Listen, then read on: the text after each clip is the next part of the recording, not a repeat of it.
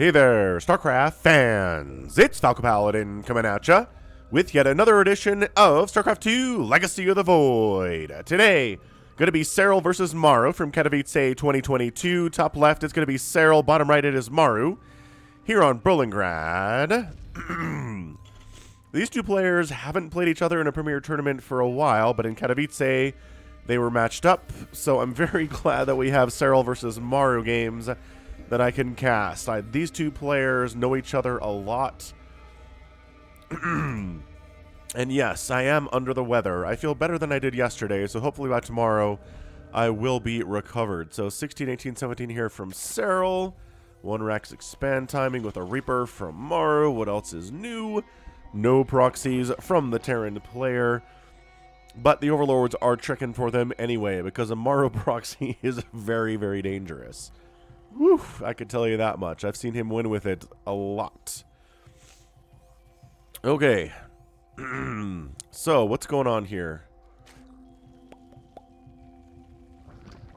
18 extractor. 17 pool. Right on time. And enough gas for a Reaper. So the builds are lining up quite perfectly here, but what else is new from Serral and Maru? Yep, there we go. Reaper. And, oh, are we going to scout? You're going to scout to make sure it's not a 12 pool, Maru? It's not. But, oh, okay, so you got away with it. Got away with the not scouting. So if it's a 12 pool, Lings are going to show up here while your Reaper's on the other side of the map and cancel. Or maybe just pause the construction of your second base, but Maru says Serral doesn't 12 pool very much. I'm just going to risk it here today. So that is all right. Hit that like button if you're excited for Serral versus Maru.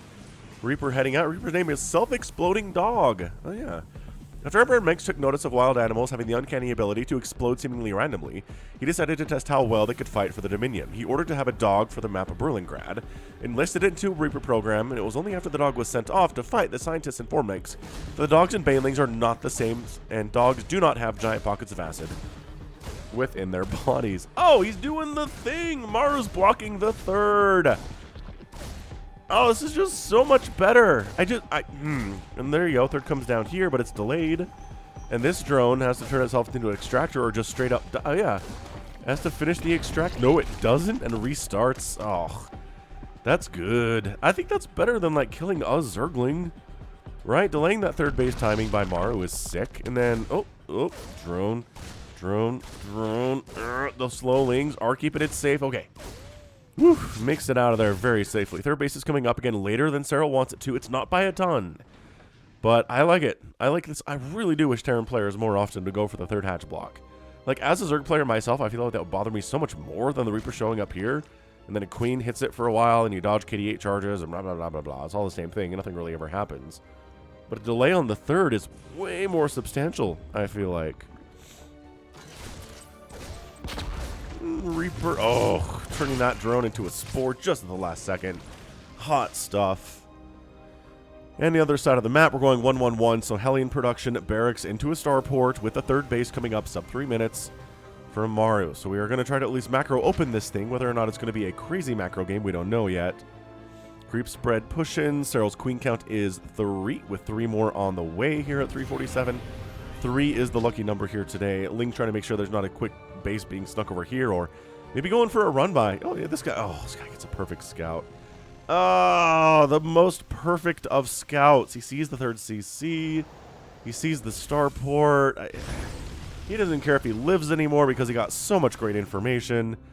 Dude, Maru, that hurts. Zerg players really struggle scouting because they don't have comsats, they don't have observers. They have to send slow overlords in usually, unless they go for overlord speed first, which this is not what is happening here today. So, yeah, I mean, that information for Serral is just exactly what he wanted, exactly what he needed, and Maru just not lifting the wall here really caused him some pain. So, Serral knows he could just really drone up. He's making a handful of Lings, but he's almost also making 5 drones at a time. Overlord does try to get in here, but see, that's what happens. Marines kill it, Vikings kill it, and this Overlord doesn't really have much of a chance to see anything at all. So, Liberator coming in, third base landing. Serral's third base is pretty happy. Baneling Nest on the way at about 4:30 traditional timing. here from the Zerg player too. An inject would be... Oh, actually, did a creep tumor instead. Anticipating some kind of a drop coming out here. Is this Hellbats? Do we have an armory? No, we don't have an armory, nor is there one on the way. So whether these are YOLO Hellions or not is going to depend on whether or not they actually go into... They go deep in. Lings try to get something done, but no SCVs have died, yeah. So they end up scouting the double engineering bay and saying, okay, so this is definitely going to be bio. We have seen Maru go mech against Serral and have some really nice success with it on the channel. As of, boy, sometime last month. If you missed that game, it was an epic game where Maru went mech against Serral and it was gangbusters. I'm not going to tell you who won if you didn't watch it, but man, go back and watch it. Go search Maru on my channel. You'll find it. Or search Serral. I guess that works too. Yeah, so Queen's pretty well positioned just to deal with this Hellion harass. I mean, this is something that Serral makes it look easy, but I can tell you, again, as somebody who plays Zerg, having Queens in position on the edges of the creep where the Hellions are is not easy. It's really kind of annoying to do. I always remember this game I had where this player just went mass Hellion against me. Just like mass Blue Flame Hellion. And they were coming in and they were picking off drones and they were going through the middle, and they just never committed, and I couldn't kill them. I could just chase them and chase them away. And it was so darn frustrating. So bottom leftish base here for Serral, going for a quick fifth, and there's a fourth here at his original third base location, and he knows he can do this, because again, Maru went for the quick third. It wasn't going to be a crazy 2-base timing. It's still entirely possible we get a 7-minute timing here, which is fairly traditional, but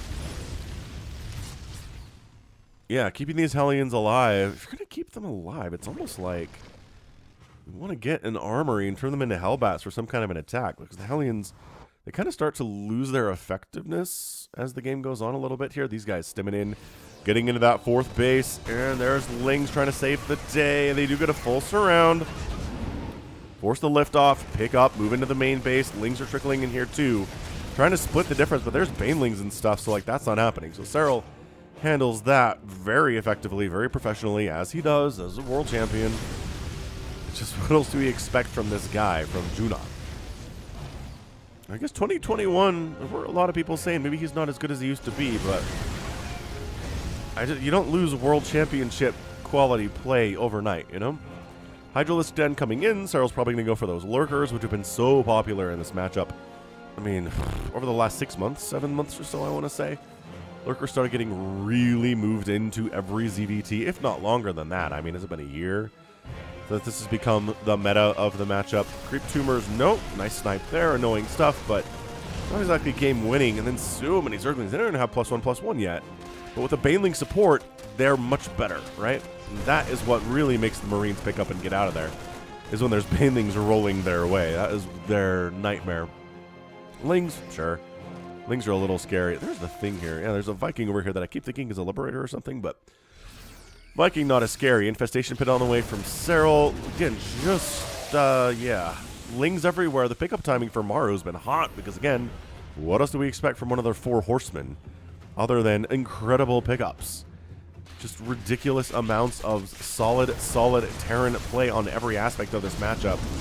Transfuses and the Queens there from Serral, and Serral's just... He's pretty happy, man. He's lost 1 drone so far. He's got 92 workers. His income just went what? And sure, Maru's got a 4th base that he's landing now along the right side at this 3 o'clock position. But the Lurker Den's on the way. Burrow's coming in. Might end up getting some burrowed Baneling shenanigans. We'll have to see about that. Oh, there's the Hellbat transformation. Okay.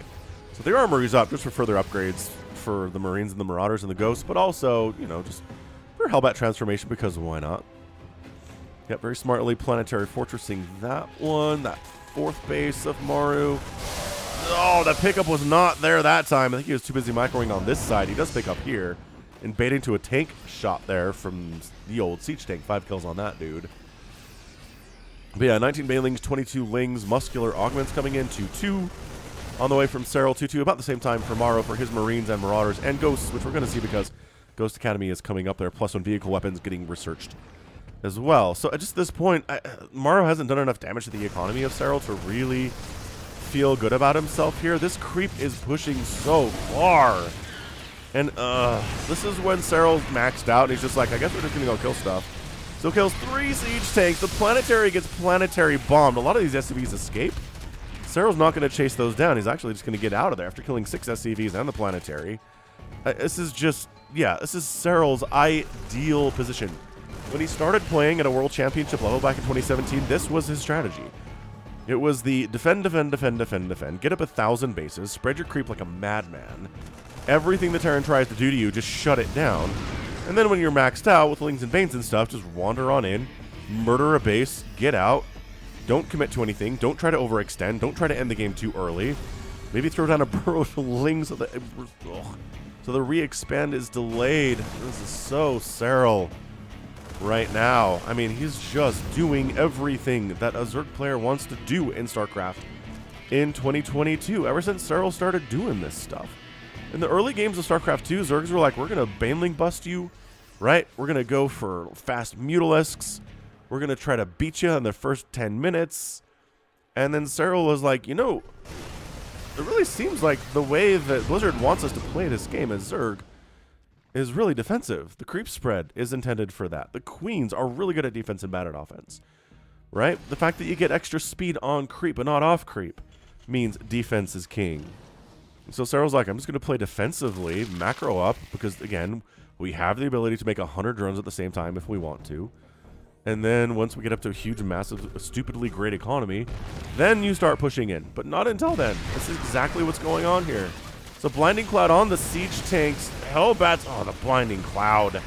They're just so good. Siege tank helpless under the green stuff. I'm not even sure, is that bugs? What is the lore behind Blinding Cloud? There's some hydras in there too.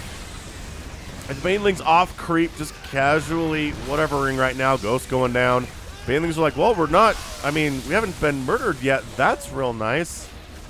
And SCVs in the natural base are running for their lives. We're using snipe on Banelings to try to prevent the huge massacre. And I mean, the good news is, well, there we go. I was going to say only 6 SCVs have died, not 13 have, which, again, not the worst thing in the world. Terrans are not dead until they're dead economically. They can take pretty substantial SCV hits and be all right in the long run. But if you're just not getting, I like how this Changeling's been following this Overseer around. Like, that doesn't help as much.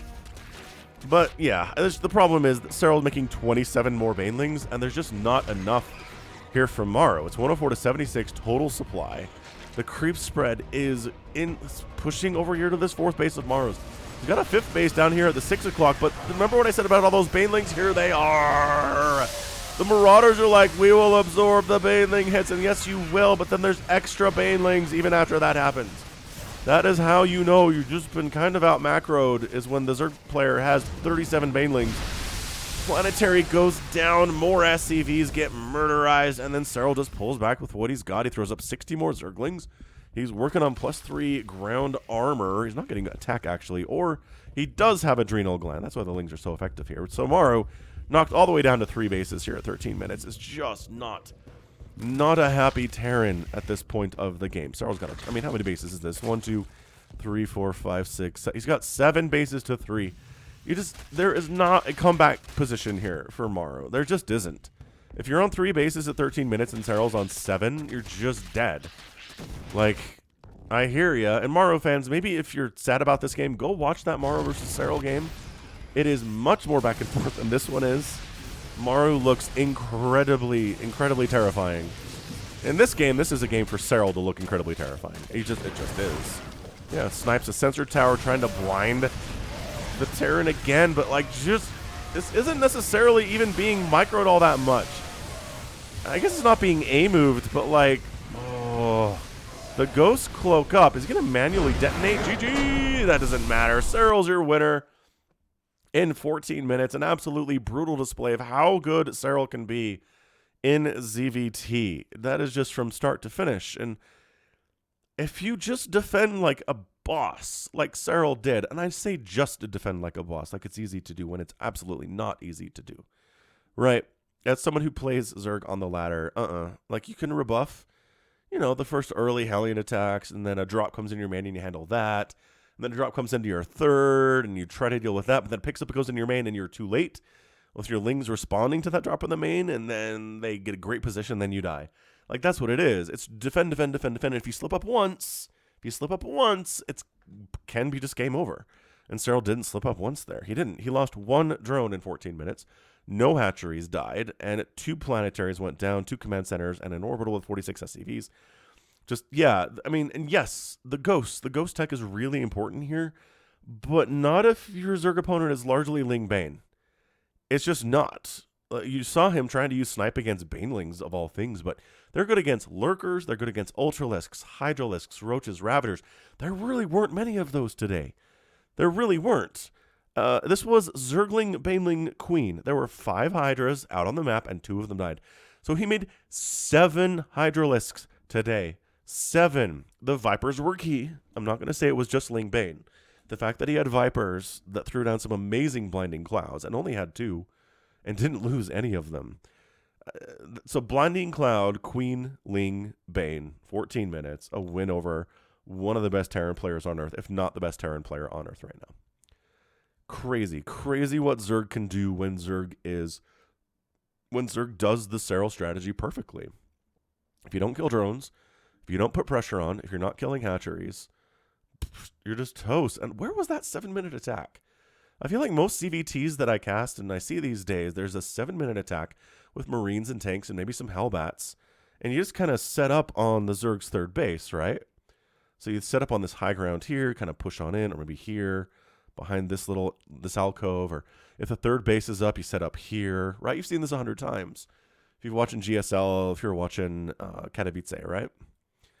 So where was that? I was kind of expecting it to happen. And that is when Zerg players can be most vulnerable, because that's when they want to be droning up. But if you force them into making a ton of units, they kind of try to split the difference. And if they don't make enough army units, they die. And if they overmake army units, then they die because their economy is not as good, or at least it slows them down. So I'm kind of surprised we didn't see that for Maru here today. Dude, Serral's got this base coming up too. Just 6, 8 total bases, and he's got the creep spread for the top right corner if he wanted it. He just didn't want it. Resources lost are even, but in a ZVT, even resources lost means you're dead as a Terran. You're just more cost efficient than the Zerg player is. They're throwing more and more stuff at you, and that is going to be a win more than anything else. Income tab is all red from the last 9 minutes onward. And that's it. I mean, really incredible how close the resources lost were, right? 21,092 to 21,003. So just 90 resources, 89 resources were the difference between these two players. But 300 Zerglings, 93 Banelings. So about 100 Banelings and about 360 Zerglings were all that were really needed today. With 3/3 upgrades, mind you. Actually, hold on. No +3 attack for those Lings and Banes, but he was working on it. It was late, but he got Adrenal, and I think that's kind of the big deal. So, GG. That is what we're looking at. That is just, again, if you're watching this and you're like, Zerg is unstoppable?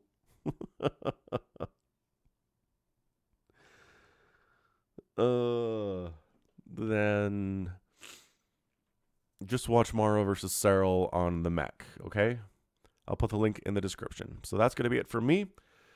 This has been Falcon Paladin coming at you with yet another edition of StarCraft 2 Legacy of the Void. Go ahead, hit that like button, hit that subscribe if you like what you saw and what you heard today. You can also catch me on Twitter, Facebook, Patreon, and Twitch, all at /Falcon Paladin. And until next time, as always, thank you so much for watching, and you take care of yourself.